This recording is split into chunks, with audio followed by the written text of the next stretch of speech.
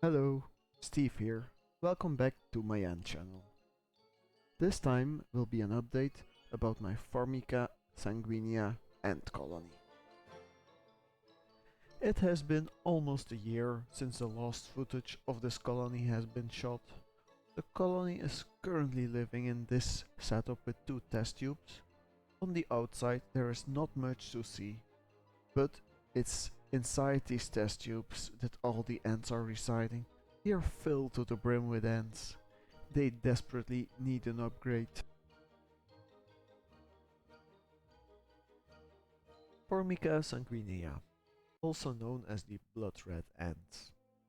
These ants do have a brightly red color thorax. But not all the ants look like this. Some are completely black. Well, these ants, they are not blood-red ants. These are Formica fusca. This isn't abnormal. Blood-red ants go through a parasitic colony founding stage. And these fusca workers are the last of the original host colony.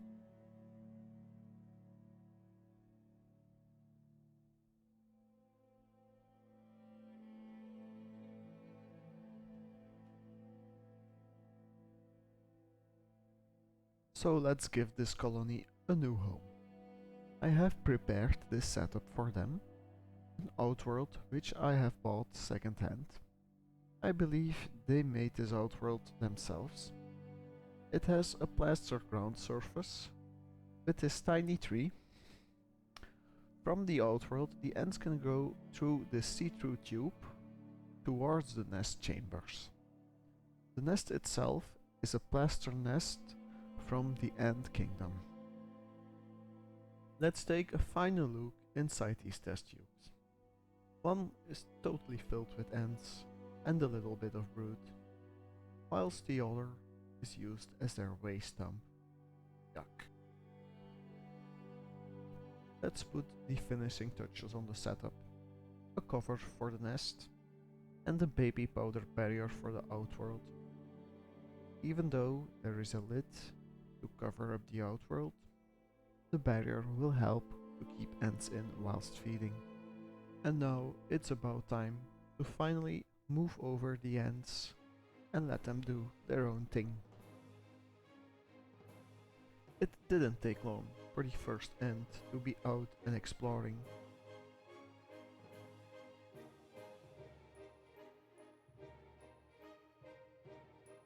Look, it's checking out the tree.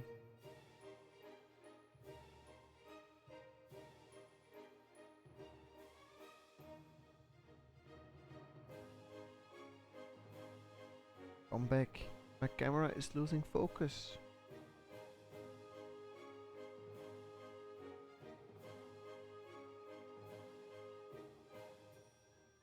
Oh no, the container is slippery.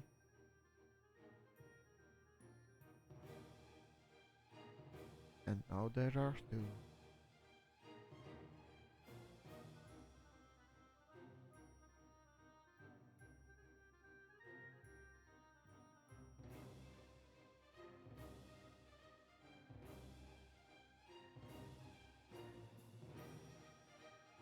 After a couple days, the ants finally decided to move.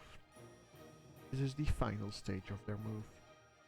Look how many ants are guarding the entrance.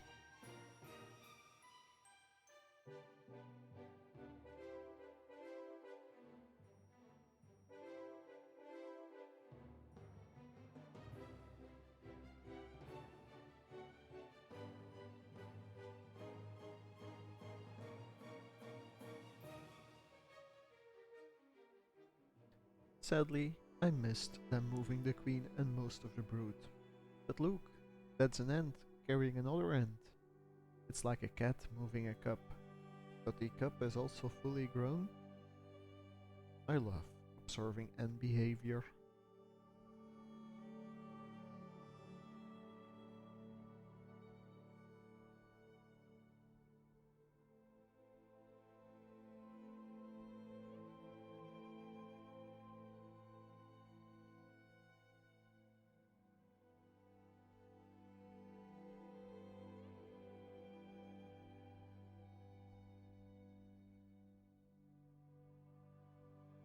Another fact about bloodred ants is that these ants are slave makers.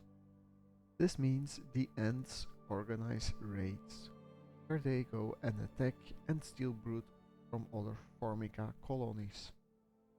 Some slave makers need these raids to survive, but bloodred ants can survive without. What do you think? Should we try to emulate these raids? Please let me know in the comments.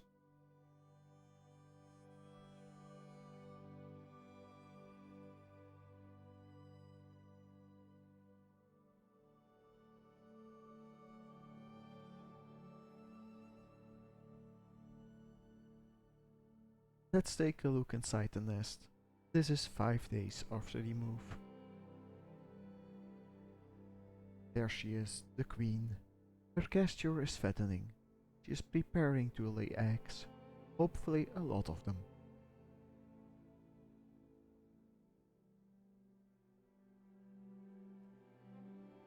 This back corner is where they keep the brood. There is not a lot. I think their growth slowed down significantly from being cramped in a test tube. I count about 35 ants, but it's difficult since they move a lot. They don't like to be disturbed. They are in total panic. It's time to cover them back up. The old world looks rather empty. I cleaned it up.